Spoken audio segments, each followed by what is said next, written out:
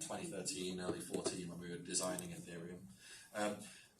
Ethereum, it traces a lot of its heritage back to the design decisions and general mindset of Bitcoin. I mean, it was a follow-up to Bitcoin. It changed a lot of things that made some important changes to Bitcoin. But a lot of the approach was still the approach of someone that, you know, was very familiar with Bitcoin. And if you look at the very early, Vitalik's very early Ethereum white papers, you'll see a much more Bitcoin design footprint on them. It's much more of a Bitcoin approach than you will if you go to much later papers and particularly the yellow paper. And EVM traces its heritage back to Bitcoin script. Like EVM originally, if you go back to like October 2013, was called EtherScript. It was only when I started sort of formalizing things and we changed the architecture fairly substantially and really tried to make it into this more general object interaction environment that it made sense to change the name into EVM. But in terms of its legacy, it very much was originally a scripting language where we expected people to write more or less in these script instructions. So although this approach, this attitude did change over the 18 months that Ethereum was in development, it still has some of the footprint of this approach, this initial approach, this Bitcoin script-oriented approach in it. And that's in the very domain-specific nature of EVM, right? The fact that it has 256-bit data atoms, the fact that it has this mad storage architecture that's just a map of 256 bits to 256 bits. The fact that it's stack-based rather than register-based. The fact that it's big-endian rather than little-endian. All of these things are things that we've changed when re-examining what a virtual machine should look like with PVM. And the result is that we've got something that will recompile into x64 with basically just making the code only half as fast. And this is like a really crazy thing to introduce into the blockchain world, because normally we have these really domain-specific architectures, really domain-specific languages, and they're not general purpose, they usually don't go very fast. And this cuts out a huge amount of developers, because developers have to learn a totally new approach. They have to learn to deal with blockchain block gas limits. They have to deal with like new, oftentimes subpar development environments, patterns and constructs that are not useful, that they're not used to. So yes, PVM will support Solidity, but you can also write Rust, C, C++, Pascal, Ada, whatever you want. Thank you very much for the question and the answer, Evan. Okay, some more questions. See one over there. 1 second.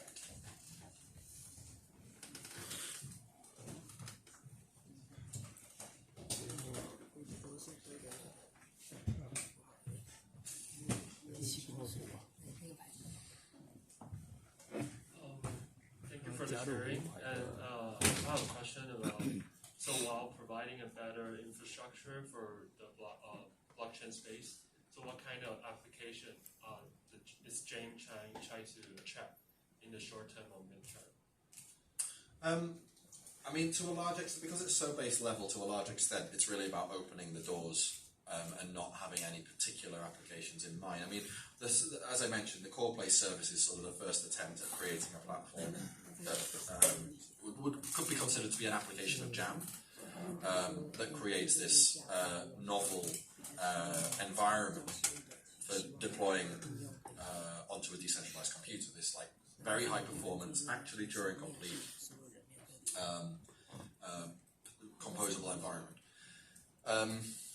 But if we want to think sort of maybe more widely, we're going to start seeing, I think, or some of the things that Jam unlocks will almost certainly have to revolve around the fact that it has sort of massive parallel distributable data throughput and even more massive distributable computation.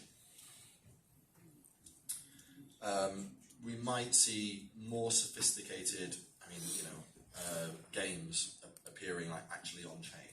So maybe we see some like crazy, like Magic the Gathering-esque sort of turn-based games. I think we're going to see sort of increased.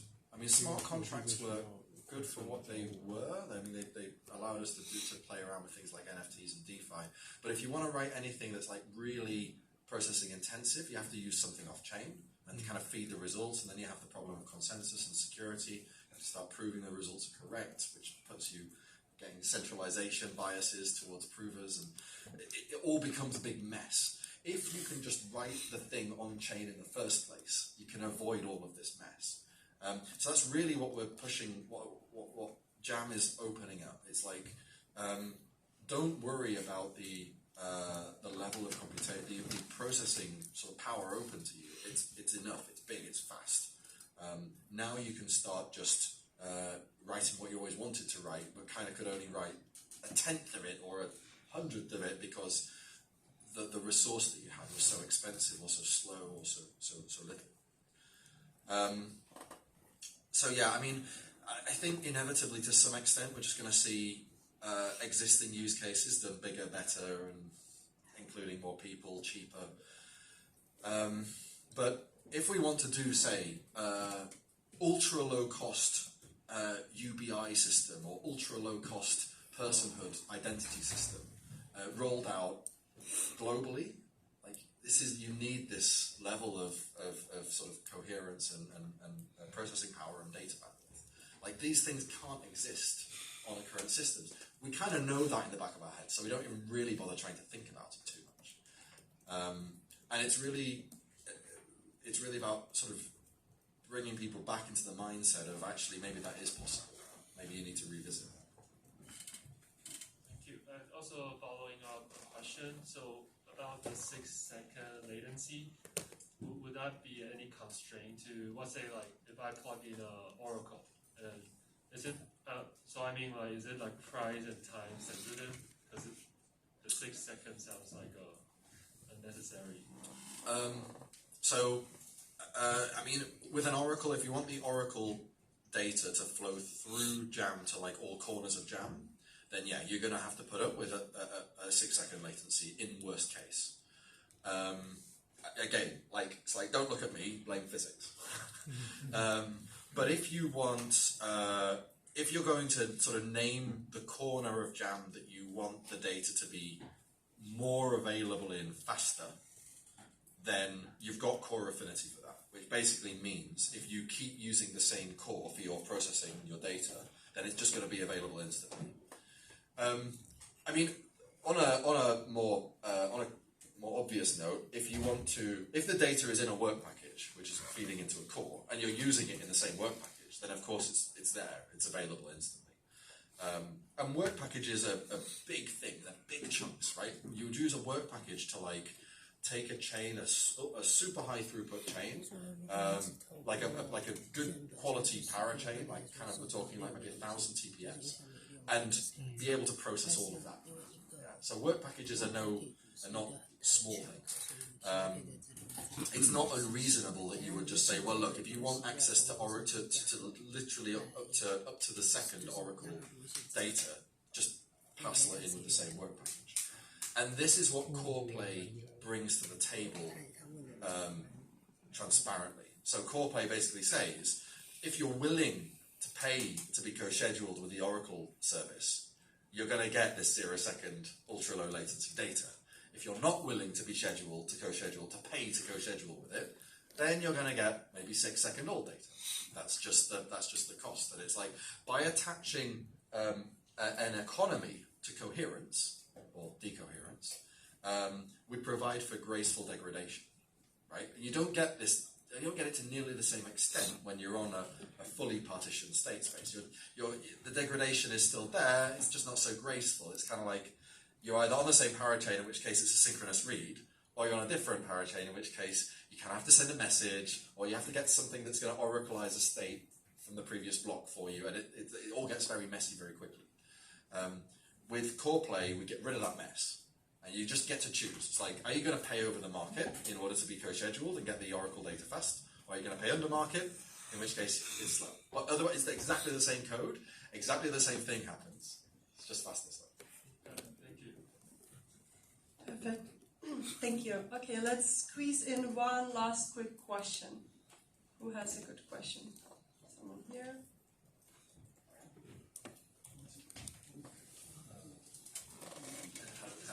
Thank you for sharing. And I want to know your plan on Kusama and Parachains, because many Parachain move to EVM, and I think maybe they can buy Quota and Gen or in the future.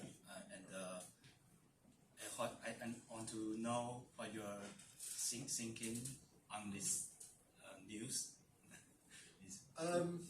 Yeah, I mean, for sure, like, one of the efforts that we're making even in 2025 is a prioritization of Ethereum compatibility. And this is stuff that we've been working towards for many years, not least the Snow Bridge, the Ethereum Polkadot bridge. But PVM opens up more, and also the EVM palette, but PVM opens up more possibilities here. It makes Solidity, Solidity compiled into PVM just automatically makes it faster. Like for doing instructions which are not just lump hashing or whatever that is built into PVM, in which case it's about the same speed. But if you for any sort of non-cryptographic logic, PVM is just way faster. So we instantly get this massive performance boost, even for Solidity programs when they're run under a PVM execution architecture. And then this performance boost only increases further when we recompile PVM to native and get like another sort of 100x performance increase over interpretation. So my feeling is that certainly with Jam, there will be a much more opportunity and potential to make something that is highly attractive if you are quite set on developing in Solidity and maybe already even have EVM contract code deployed. But that's that's not too. I don't think we'll have to wait for Jam for this either. One of the things that we have happening over 2025, and there's a little bit of news about it, is introducing this Polkadot hub, which is essentially changing the current asset hub and introducing or moving a lot of the other functionalities of Polkadot into it, and then introducing Palette Revive, our PVM smart contract palette, and also souping up the block period from 6 seconds to 2 seconds, and therefore going basically 3 times as fast and doing 3 times as much. The Palette Revive thing is particularly important for Ethereum compatibility because it allows for Solidity to be compiled down to PVM instead of EVM and then execute a lot faster. Palette Revive can do the will support the recompilation into native, giving us huge gas limits for EVM code. I mean, it's actually Solidity code, but for like what that code would be in EVM. There's also some experimentation going on with recompilation of EVM code into PVM. This is a lot harder because EVM code has a lot of sort of extra implications which the Solidity code did not actually imply. Like if you're adding 2 32-bit numbers in the Solidity code, it will just be an EVM as adding 2 56-bit numbers, which of course if you're recompiling down to 64-bit is a bit of a pain to actually execute. That said, it's still a recompiler, so these things still go quite a lot faster. For now, we're mostly focusing on Solidity compilation to PVM rather than EVM recompilation to PVM. But yeah, that's all just to underline we're taking Ethereum compatibility quite seriously. All right. before we move on to your next steps as Jam Tour attendees, let's give Gavin one last big round of applause for all the insights he shared with us today.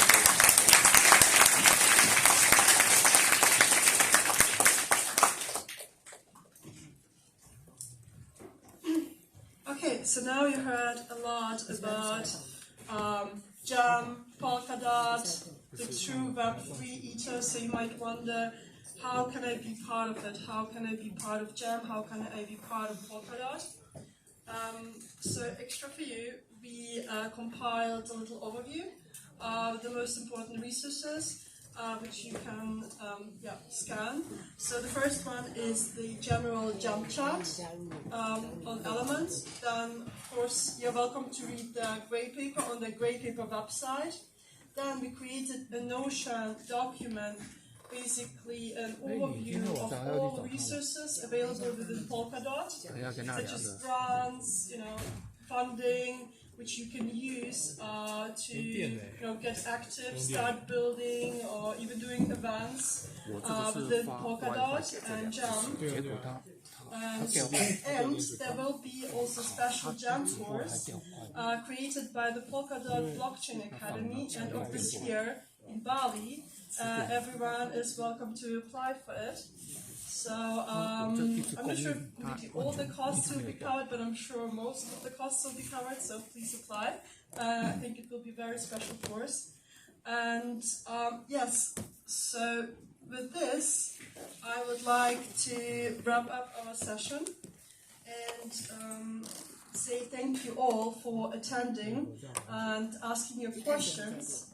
And also, I would like to say a special thank you to the National Taiwan University of Science and Technology, as well as the NTUST Blockchain Club, and the two Jam implementer teams, Jam Duna and Jam Narration, for their support today to make this event a reality. And I would like to continue our discussion. So we ordered some snacks and drinks, so you can just grab them outside. You can come back in, or you can stay there and we can just continue talking and you can ask your questions. So thank you all very much for coming today. It was a pleasure. Thank you.